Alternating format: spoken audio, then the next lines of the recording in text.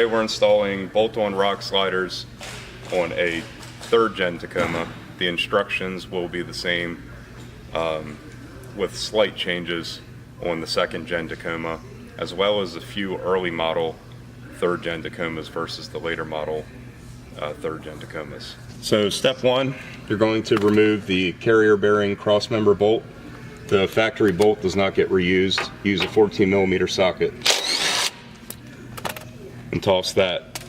Step 2, some trucks on the front will have a sticker covering this hole. Some do, some don't. You'll remove that sticker in preparation for another step. Step 3, down the side, you're simply going to remove any hardware that's attached through the face. I believe it's 12mm to take off. I've already taken off one nut. You got a second nut here. That holds a computer box inside the chassis. You're just going to set that out of the way for now. Remove this bracket, 12mm. You're going to reuse this hardware, so don't lose it. And set it up out of the way. All these little plastic clips, compress them and push them through the chassis. They are holding the brake lines and fuel lines. And then one back here. And then lastly, for this side, to prep the installation, you're going to drop the plastic skid plate if you have one, just so you have room to access the bolts in the back. So the next step, you're going to take this bolt out to allow access inside the box portion of the chassis. On some 3rd gens, there were none on 2nd gens. I didn't notice it on the 2016, some 2017s to current. There's a plastic cover that goes right here. It's held in place with the bolts right here. You're simply going to pull those bolts out, take the cover out, and throw away the cover. This truck didn't have it, but we have seen it on some 2017s, all 18s and 19s. So the next step, you're going to locate the supplied rectangular washer with a bolt welded in it, and you're simply going to put it in the transmission cross member, turn it sideways so that the long end's going this way, in preparation to set the rock slider up in place. Next step, we recommend the help of a friend. You're going to take the rock slider, get it up in place. You're going to take the supplied silver metric bolt, and that's what you're going to put in the carrier bearing cross member. And you're going to stack 2 washers, a 3/8 flat washer and a 1/2 inch flat washer. And then you're going to lift it up in place and try to line up the hole on the rock slider on the bottom of the flange with the bolt and welded washer that you put in here, and then just get everything loosely in place to move on to the next step. Once you get the slider up in place, the bolt I was referencing goes here, and then up in the front you're just simply going to put a flat washer and a nylon locking nut to get it in, held in place. After that, the slider's being held up by this bolt, and you can let it go, and then we'll start to go through and put in the rest of the hardware. Next, you're going to take your long-handled washer with a welded bolt, and this is where you go in through the box portion of the chassis. Now, the length of this washer with handle is somewhat critical to help with the installation. A little tip to installing. This end here will end up being flush with this portion of the box chassis as far as depth, and then you're going to just have to move this up and down with the bolt facing out until you find the hole in the front of the chassis where I told you to remove the sticker if there is one. Next, you'll see where the bolt came through the chassis. You're simply going to push up on the rock slider and have the bolt stick through the front hole on the frame, and then you'll simply put a flat washer over that and a nylon locking nut. Next, you're going to take the supplied square flat washer, a 3/8 bolt, nylon locking nut, and then a grade 8 flat washer. You're going to stick the bolt through the square washer, come in from the back side of the chassis, go through the face. Might have to move the brake line out of the way a little bit.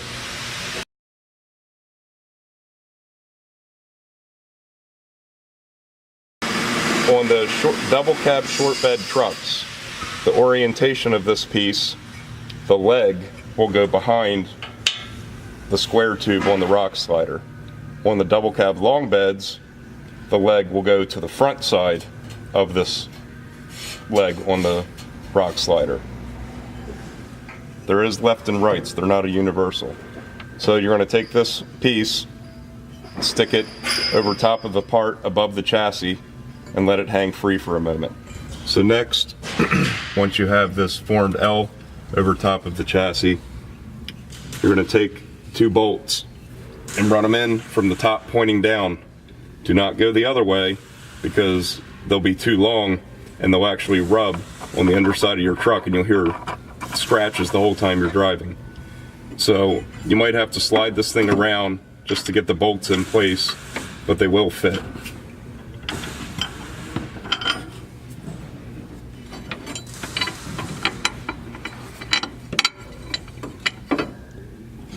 Okay, once you have those in place, you're going to move this to position it back over top of the chassis, and then on the leg of the formed L, it will have a vertical slot, and that's where this bolt that goes through this washer will go through that slot in the leg. Move your wiring harness, try to move it up out of the way. It gets in the way just a little bit for a second. And then once you have the bolt through, move on to the next step. Now that the bolt is through the leg of the formed L, you're just going to take a flat washer and a nylon locking nut, start it on the bolt, and you're actually going to take your wrenches and tighten down that nut, and you're going to tighten down the nut on the long handled washer that we stuck into the box portion of the chassis. Next, you're going to reinstall your clips and your brake lines back through the face of the chassis and put this bolt back in place.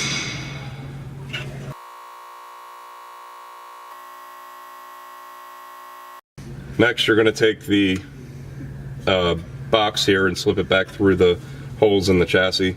Again, this is something they added for the 3rd gen Tacoma, so you're going to ignore this step if you have a 2nd gen.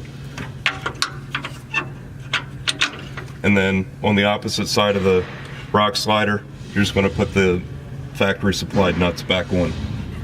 Next, you will install the formed C by simply slipping it up in place, letting the bolts go through, and then taking 2 more grade 8 bolts, going through the bottom side upward, and then putting your flat washer and nylon locking nut on this side and go through and tighten all the hardware. Next, as you work your way to the back, on occasion the back end wants to drop down while you're going through your install. That's why I didn't tighten this bolt up here yet, or this nut. On occasion, you're going to want to take a floor jack and apply pressure either here or out here, and that's going to straighten the slider out on the chassis, because I haven't tightened this bolt down either. The back end of the slider is heavier than the front end due to the design. You're going to want to tighten the carrier bearing cross member bolt. It's a 17 millimeter. Be careful not to put too much force on it, because we've seen inside of the cross member itself is a welded nut inside of the chassis. The welds are not the best, and we've seen customers break the welds on the weld nut, and then it makes it a heck of a lot harder to do this step. Next step, locate another steel square flat washer, a 3/8 bolt, washer and nut, bolt through the washer, and you'll see up here by the brake lines is another hole through the slider face. Push that through, and then flat washer, nylon locking nut on the outside. And then there's one more on this side, which can be difficult to get to. It is right about here on the outside face behind your brake lines and fuel line. There's a plastic clip that we removed at the very beginning that allows you to flex these out of the way. You're going to want to do that because it's going to make it a lot easier to install this washer with the bolt through the back side. After you get the final washer through the face, you're simply going to go through and tighten any hardware that's currently loose to be ready to go ahead and put in the beam clamps as the final step. Final step on the driver's side is beam clamp installation. You're going to take your 1/2 inch bolt through the back side of the beam clamp. I say back side because it has a channel, so when you stick it through, it locks the bolt in place. You'll take it from the back side of the chassis, stick the bolt through the flange, take a 1/2 inch flat washer, 1/2 inch nylon locking nut, thread it in. Then you have another one on the back that you get in through from this side. Now this step you may have to skip. From 2005 until sometime around 2010, Toyota did not include this lip on the chassis. So unfortunately our beam clamp design will not work on those years. They started doing it sometime in 2010 to current. Lastly, you're just going to simply reinstall your plastic fuel tank cover. Again, if you don't have one, ignore this step.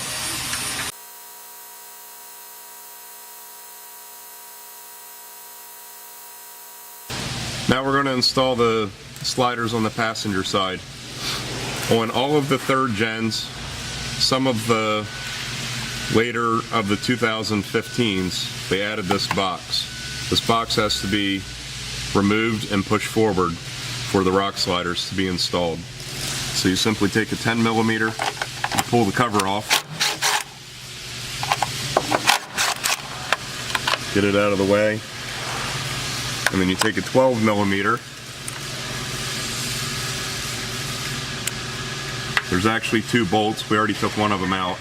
So you take that bolt out, put it in this hole,